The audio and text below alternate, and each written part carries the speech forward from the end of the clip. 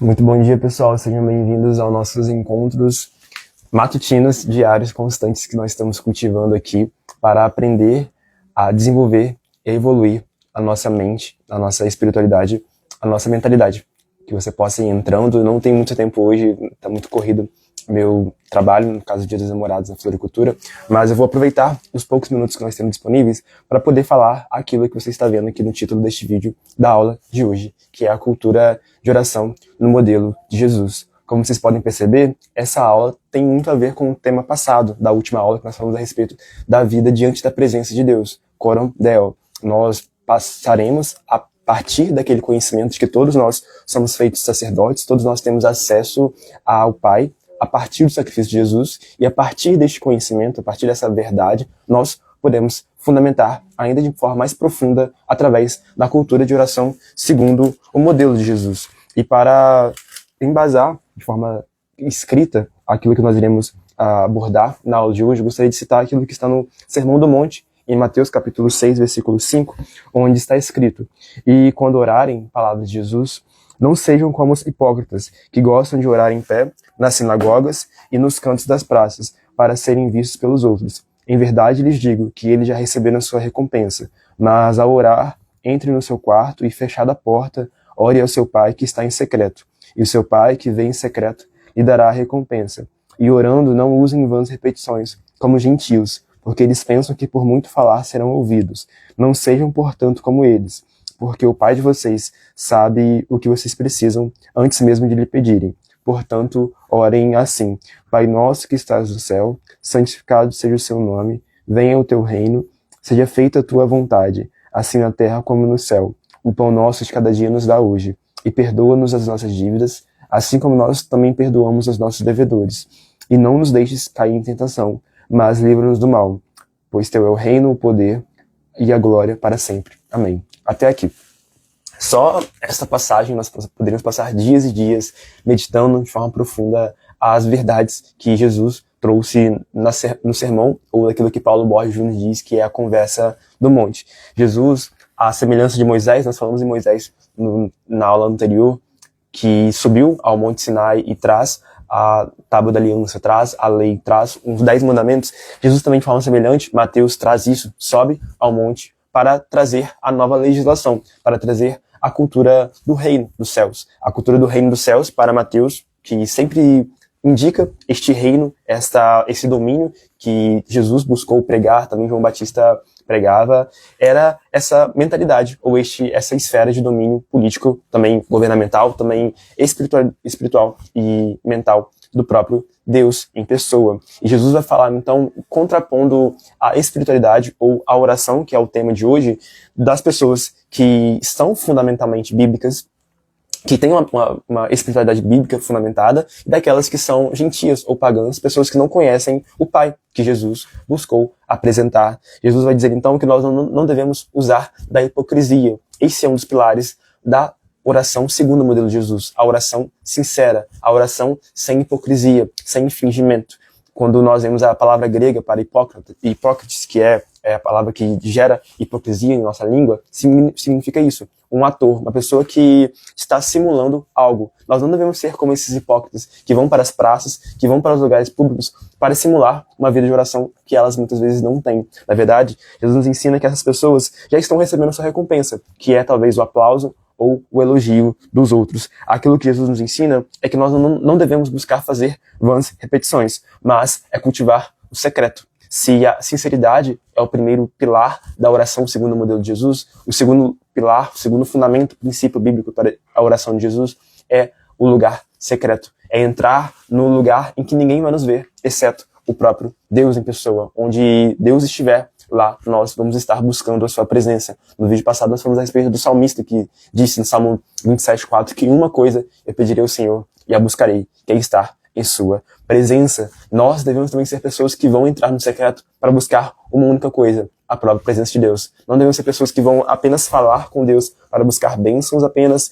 para buscar coisas materiais, mas buscar a coisa mais importante, que é o próprio Deus em pessoa. Emmanuel, Deus conosco. A oração para Hernani Dias Lopes é conectar o altar da terra com o trono dos céus. Quando nós vemos em Apocalipse, quando vai ter, os selos vão ser desatados. O quinto selo vai falar sobre isso, sobre a oração das pessoas que estavam, as almas que estavam próximo ao altar e estavam clamando justiça ao Senhor. Também nós precisamos entender isso. Cada oração que nós fazemos é como também em Apocalipse tem a figura das taças, né? Vai enchendo as taças de Deus, né? No trono de Deus, para que ele possa exercer e estabelecer a justiça em nós. Eu aprendo com o Luiz Saião que a oração é uma coisa muito difícil de ser entendida, porque Deus é soberano e vai fazer aquilo que ele se propõe a fazer. Mas Deus não vai fazer nada se nós não orarmos, no sentido de não vai fazer nada daquilo que pode ser mudado se nós não orarmos, se nós não nos colocarmos no lugar de intercessão. Interceder é se colocar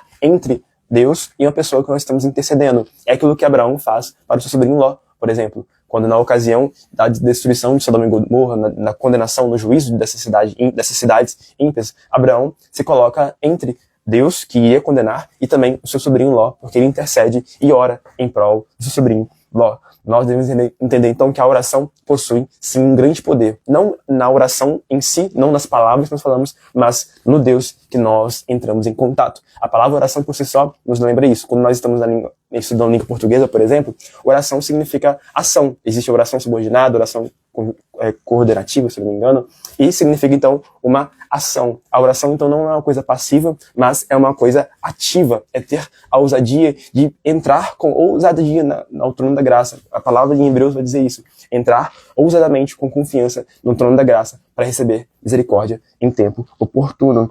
Ainda Jesus vai nos mostrar o modelo da oração que ele ensina, que é a oração do Pai Nosso. Ele vai iniciar essa oração falando: Pai Nosso que estás nos céus. É entrar no lugar de oração e entender que nós estamos na terra e Deus está no céu. É entender que Deus, por ser santo, ele está separado e nós precisamos reconhecer a santidade dele. E uma vez que nós reconhecemos a santidade de Deus, que ele é separado de todo pecado, nós podemos então pedir: Deus, estabeleça o teu reino, venha a sua justiça, cumpra a sua vontade em nossa vida, que a sua vontade seja feita assim como já é estabelecido nos céus, também venha para a terra, que o Senhor venha nos dar o pão de cada dia, assim como o Senhor sustentou o povo de Israel no deserto com o maná, que a cada dia eles vinham e recebiam, não precisavam guardar para o próximo dia, porque eles confiavam que o Senhor que deu o maná no dia de hoje também irá dar amanhã. Hoje nós estamos na quinta-feira, dia 11 de junho. Deus está nos dando o sustento, ele está nos dando o fôlego de vida. Nós confiamos que o mesmo Deus que está nos sustentando hoje também irá nos sustentar amanhã. Nós não precisamos ser como aqueles hebreus que guardaram o maná de um dia para o outro e no dia seguinte, posterior, ele estava apodrecido, porque nós não devemos guardar, simbolizando uma falta de confiança em Deus. O mesmo Deus do presente é aquele que estará no futuro para prover e estar conosco todos os dias, porque ele mesmo prometeu e é fiel para cumprir as suas promessas.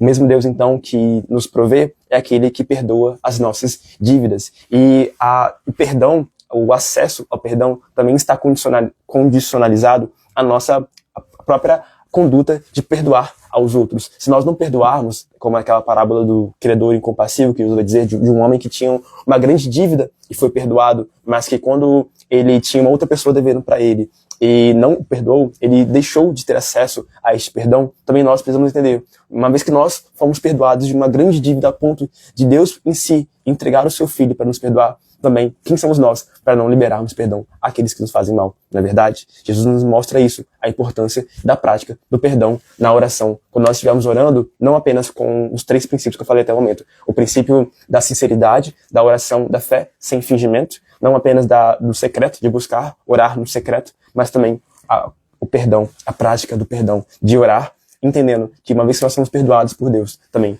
nós devemos perdoar aos outros. E Jesus conclui essa oração, algumas versões mais atuais trazem, outras versões não trazem, que é isso que na minha versão está em colchetes, né? Pois teu é o reino, o poder e a glória para sempre. Amém. Isso é conhecido como uma doxologia, que é entregar a glória a Deus. Tudo aquilo que nós devemos fazer é para glorificar ao Criador. Precisa ser entregar ao Senhor, honrá-lo com a glória devida ao seu nome. Tudo aquilo que nós fazemos precisa ser para apontar para Deus. Jesus é o principal modelo de oração porque ele mesmo já orava. Ele é visto orando logo na ocasião da provação no deserto, quando vai dizer que ele passa 40 dias orando, sendo provado, sendo testado por Satanás, mas ele estava orando. Jesus é visto orando quando ele vai escolher os seus discípulos. Ele é dito que ele sobe ao monte, ora e depois escolhe os seus discípulos. Jesus é visto orando na ocasião, na multiplicação dos pães e peixes. Jesus reparte o pão, dá graças e ocorre o milagre. Também gratidão também é uma palavra-chave na cultura de oração de Jesus. É impossível nós recebermos algo ou orarmos verdadeiramente sem termos um coração grato. E gratidão é uma coisa muito interessante. Em português, é uma particularidade da língua portuguesa, né? Ser grato, nós falamos obrigado. Você está sendo obrigado a realizar uma coisa. Mas quando olhamos, por exemplo, para a língua inglesa, existe a palavra thank. Thank you, eu agradeço você. A palavra thank lembra muito o pensamento, que é think. Então, para a língua inglesa, obrigado se remete ao pensamento. Mas, talvez para a língua espanhola, muitas graças. Eu estou agradecido. Eu estou agraciado pelo que você fez. Então, para o inglês, existe o pensamento. Para o espanhol, existe você está agradecido. Mas, para o português, eu estou obrigado a realizar uma coisa para você. Quando nós entendemos isso, que o perdão e a gratidão estão muito vinculados, porque nós recebemos algo muito grande de Deus. E agora, nós estamos obrigados a realizar algo de acordo com aquilo que nós recebemos do próprio Senhor Jesus. E além disso, Jesus é visto orando na ocasião do Getsemane, no momento de maior dor, de aflição, onde Lucas, o evangelista, vai dizer que ele teve uma condição de aflição terrena, uma aflição muito grande, a ponto de seu suor virar gotas de sangue. E ele, o que fazia? Orava. Jesus orou um momento constante, orou em todo o seu ministério, nos ensinando a importância de nós orarmos sem cessar, buscando ao Senhor a tempo e fora de tempo, porque ele busca um relacionamento conosco. Espero que com esses breves minutos dessa aula você possa entender a cultura de oração de Jesus, uma cultura de oração sem fingimento, uma cultura de oração com sinceridade no secreto, de buscar o perdão, de perdoar aqueles que precisam ser perdoados, em uma oração constante, buscando ao Senhor. Muito obrigado pela participação. Até a próxima. Um bom dia.